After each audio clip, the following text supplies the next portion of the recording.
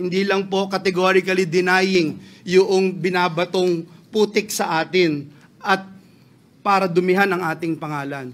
May resibo po tayo, madaling verifikahin, tayo po ay more than willing mag-undergo at sumali sa anumang investigasyon sapagkat wala po tayong tinatago. Ngunit ang hiling ko, Mr. President, atin pong alamin at siguruhin na may ebidensya yung ating mga sinasabing sangkot dito.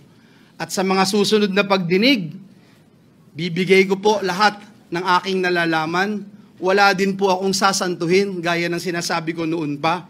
At Mr. President, I will never betray my principle. I will never, ever,